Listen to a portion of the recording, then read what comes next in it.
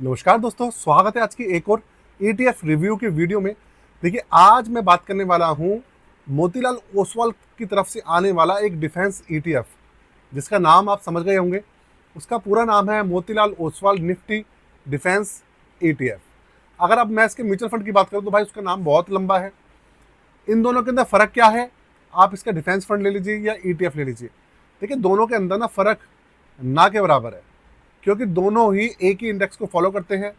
जो मोतीलाल ओसवाल का index fund है वो भी सेम इंडेक्स को फॉलो करता है, और जो ETF है उसका भी इंडेक्स सेम ही है।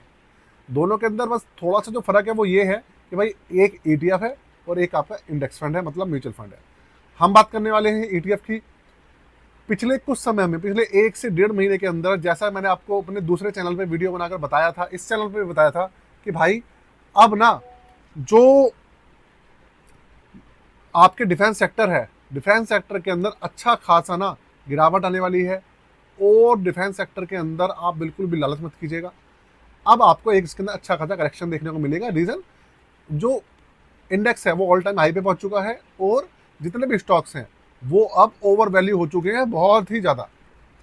तो देखिए, मैंने भाई ये कहा था कि ये हो सकता है। अब इसके अंदर कितना समय लगेगा, महीना, 2 महीना, 3 महीना, ये नहीं पता।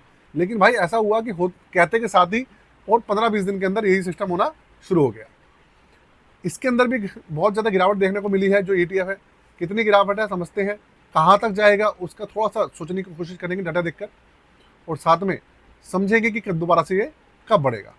पूरी की पूरी वीडियो इन्फॉर्मेशन पर्पज़ के लिए है। किसी भी तरीके के रिकमेंडेशन, सजेशन या एडवाइस इस ETF को लेकर हमारी तरफ से आपके लिए भाई बिल्कुल भी नहीं है। इस चीज़ को मैं आपको पहले ही क्लियर कर रहा हूँ दोस्तों। तो दोस्तों, कंप्यूटर स्क्रीन इस समय आपके सामने चालू हो चुकी है, और जो ETF है देखिए वो भी आपके सामने ही है।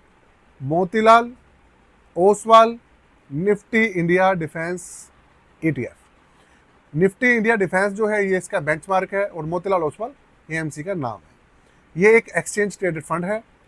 जैसे कि आपका म्यूचुअल फंड होता है वो आपका AMC के पास लिस्ट होता है, ये आपके स्टॉक मार्केट के अंदर लिस्ट होते हैं, इतना आपको पता ही होगा।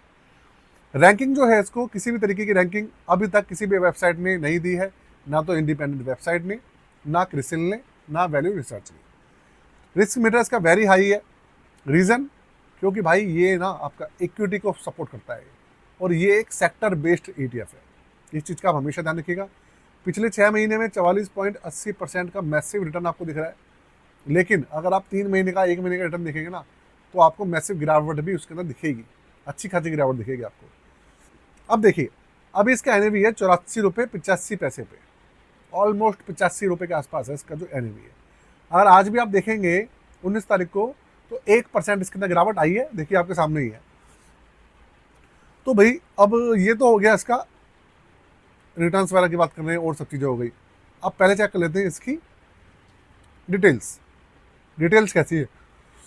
21 अगस्त 2024 को लॉन्च हुआ था। इसको पूरा का पूरा 1 साल हो जाएगा कल की डेट में। आज 20 अगस्त है, कल 21 अगस्त को इसका पूरा 1 साल हो जाएगा। वैसे आज 20 अगस्त को, ऐसे इसको 1 साल हो चुका है, 1 साल इसको हो चुका है। बेंचमार्क का निफ्टी इंडिया डिफेंस TRI मैंने आपको बता ही दिया है। ओपन एंडेड स्कीम है, कोई रोक टोक नहीं है आने जाने पे। 0.41 इसका एक्सपेंसिव रेशियो है। अब एक बात समझने की है कि Motilal Oswal defence index fund जो है उसका जो एक्सपेंसिव रेशियो है वो भी 0.41 है, और इसका भी सेम है। तो भाई दोनों में फ़र्क ही क्या हुआ? ETF का जो एक्सपेंसिव रेशियो होता है वो थोड़ा कम रहता है। चलिए, जब से लॉन्च हुआ है तब से अभी तक 10.65% का पॉजिटिव रिटर्न दिया है। बस इसने 1 साल में सिर्फ 10% का रिटर्न है बस। टोटल जो AUM है इसके अंदर 557 करोड़ रुपये, 5.5 मतलब 550 करोड़ के आसपास है। 500 रुपये से इसके अंदर मिनिमम इन्वेस्टमेंट चालू होती है, और आपकी मिनिमम SIP जो है इसके अंदर कुछ होती नहीं है, आपको पता ही है। SIP जो होती है आजकल ETFs के अंदर वो होती है ऐप के थ्रू। वैसे ऑफिशियली अगर मैं बात करूँ तो ETFs के अंदर SIP नहीं होती। SIP के लिए ETF बने ही नहीं है, SIP के लिए म्यूचुअल फंड्स बने हैं, अगर मैं डिफ़ॉल्ट, बाय डिफ़ॉल्ट और ऑफिशियली बात करूँ तो। लेकिन हाँ, आजकल तो स्टॉक के अंदर भी SIP का ऑप्शन मिलने लग गया है। करने वाले करते हैं, जिनको नहीं करना भैया नहीं करते। एग्जिट लोड है इसका 0%, और किसी भी तरीके का लॉगिन पीरियड इसके अंदर बिल्कुल भी नहीं है। तो दोस्तों, ये है इसकी कंप्लीट डिटेल, जिसका आपको इसके बारे में जानना बहुत ज़्यादा अनिवार्य है। क्योंकि ये ऐसी चीज़ें हैं जो कि भाई आपको पता ही होना चाहिए किसी भी ETF के बारे में या म्यूचुअल फंड है उसके बारे में। अब बात करते हैं इसके रिटर्न्स की, फिर चलेंगे इसके पोर्टफोलियो पर। रिटर्न्स पे आपको लेकर चलता हूँ और उसको अच्छे से समझते हैं कि भाई कैसे इसने पिछले 1 साल के अंदर प्रदर्शन करा है।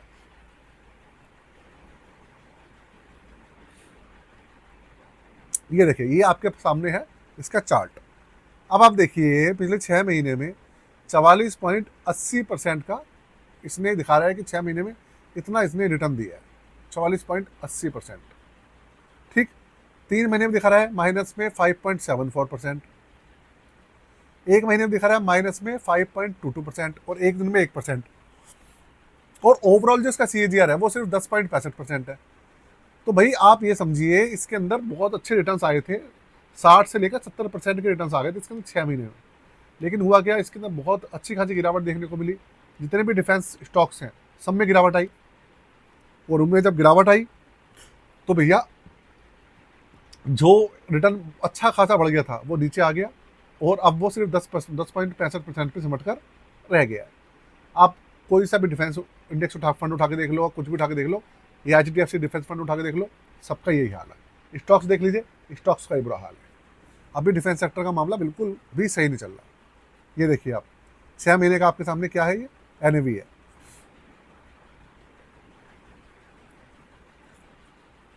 ये देखिए यहाँ पे NAV 0.2 था, फिर बढ़ के फिर देखिए 24%, 25% का रिटर्न हो गया। ये देखिए यहाँ तक, ये देखिए यहाँ पर ये आपका 21 जून 2025 को 73.32% का रिटर्न निकाल के दे दिया था इसने NAV के अंदर। फिर देखिए गिरावट आई, फिर इसमें गिरावट आनी शुरू हो गई। तो भाई देखिए गिरावट तो देखिए हर चीज़ के अंदर आती ही आती है। अब चलते हैं इसके पोर्टफोलियो पर। पोर्टफोलियो पे सारी की सारी कहानी समझते हैं। वैसे पोर्टफोलियो तो देखो इंडेक्स है, फिर भी मैं आपको बता देता हूँ भाई पोर्टफोलियो इसका है कैसा। ये है इसका पोर्टफोलियो। सारा का सारा पैसा जो है किस में लगा हुआ है, इक्विटी के अंदर है। टोटल इसके अंदर 18 स्टॉक्स हैं, लार्ज कैप, मिड कैप और स्मॉल कैप सब तरीके के इसके अंदर स्टॉक्स हैं। लेकिन देखो इंडेक्स फंड है तो जो फंड मैनेजर है वो तो कुछ कर नहीं सकता, उसका कोई भी इसके अंदर हाथ नहीं है। इंडस्ट्रियल सेक्टर्स, वैसे डिफेंस सेक्टर है ये, लेकिन इंडस्ट्रियल सेक्टर इसके अंदर 77.25% है, मटेरियल 15.43 है, टेक्नोलॉजी 6.24% है, कंज्यूमर डिस्क्रिशनरी 1.09% है। अब आप पूछेंगे भाई डिफेंस सेक्टर का है। देखिए ऐसा होता है कि डिफेंस सेक्टर की ना स्पेशली कोई कंपनी नहीं होती अलग से। ये जो इंडस्ट्रियल सेक्टर दिख रहा है ना आपको, ये ही आपका डिफेंस सेक्टर की कंपनी है। अब जो इंडस्ट्रियल सेक्टर की जो कंपनी होती है, अगर वो डिफेंस सेक्टर के इक्विपमेंट्स बना रही है तो भैया वो डिफेंस सेक्टर का बैठ जाएगा। अगर वो प्राइवेट सेक्टर की बना रही है और अलग चीज़ों के लिए काम कर रही है तो वो दूसरा सेक्टर बैठ जाएगा।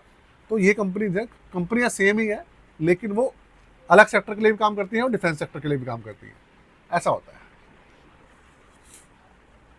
होल्डिंग की बात करेंगे तो देखिए हिंदुस्तान एरो, भारत इलेक्ट्रॉनिक्स, सबसे बड़ा जो होल्डिंग है वो हिंदुस्तान एरो का और भारत इलेक्ट्रॉनिक्स का है 21%। उसके बाद सोलर है, मैजाकॉन डॉक, कोचिन शिपयार्ड, ये सारी की सारी कंपनीज है जिनका इसके अंदर अच्छा खासा आप समझ लीजिए होल्डिंग है। ये तो हो गया भैया इसको लेकर पूरा का पूरा रिव्यू। अब बात करते हैं अपनी पोर्टफोलियो सर्विसेज के बारे में। देखिए दोस्तों ऐसा है कि आपको हमारी पोर्टफोलियो सर्विसेज के बारे में अगर नहीं पता तो मैं आपको बता देता हूँ। आप अपना अगर नया पोर्टफोलियो बनवाना चाहते हैं, बिल्कुल फ्रेश क्रिएट कराना चाहते हैं, तो देखिए आप 999 रुपये में अपना नया पोर्टफोलियो बनवा सकते हैं। अगर आप अपना पोर्टफोलियो रिव्यू कराना चाहते हैं तो आप रिव्यू भी करवा सकते हैं, उसके चार्जेस भी 999 रुपये ही है। लेकिन अगर आपके पास फंड ज़्यादा है तो थोड़े से चार्जेस जो हैं चेंज हो जाते हैं। डिस्क्रिप्शन में व्हाट्सअप नंबर है, उसके ऊपर आप पूरी की पूरी डिटेल्स पढ़ के जो अप्लाई करना चाहे, करवाना चाहे, वो भैया उसके ऊपर मैसेज के थ्रू कॉन्टैक्ट कर सकता है। लेकिन जो करवाना चाहे सिर्फ और सिर्फ उसी को ही कॉन्टैक्ट करना है, इसके अलावा और किसी को भी कॉन्टैक्ट नहीं करना है। बाकी सर्विसेज भी हैं, उनके बारे में भी डिस्क्रिप्शन में सारी इन्फॉर्मेशन लिखी है। तो देखिए दोस्तों ये है भाई इस फंड को लेकर, इस ETF को लेकर। अब ये है कि अभी इसके अंदर गिरावट आई है, अभी इसके अंदर और गिरावट आएगी, और गिरेगा ये। अभी भी बहुत ज़्यादा कंपनी जो है ओवर वैल्यू है। अब ये 2 महीना गिरेगा, 3 महीना गिरेगा या 6 महीना गिरेगा, इसको कुछ नहीं कह सकते। क्योंकि अगर पहले भी हम देखें ना तो करीबन 7 से 8 महीने तक ये लगातार गिर ही रहा था। पिछले जुलाई से जो इसने गिरना शुरू किया है, ये आपका जुलाई से गिरता रहा गिरता रहा गिरता रहा और ये मार्च तक गिरा है। मार्च के बाद जाकर थोड़ा सा इसके अंदर उठाव दिखा है। तो मार्च में इसमें उठाव आया, मई में इसके अंदर उठाव आया, है ना, मार्च और मई में। अब मार्च के बाद अप्रैल और मई में आया, उसका जून में उठाया, उसके बाद फिर जुलाई से फिर गिरना शुरू हो गया। अब भी गिर रहा है और आगे भी अब इसमें गिरावट ही रहने वाली उठेगा, लेकिन थोड़ा सा गिरता रहेगा, उसके बाद उठेगा। ठीक है, इंतजार कीजिएगा, जब मौका लगे तो आप चौका लगा सकते हैं। आज के लिए जय हिंद, वंदे मातरम।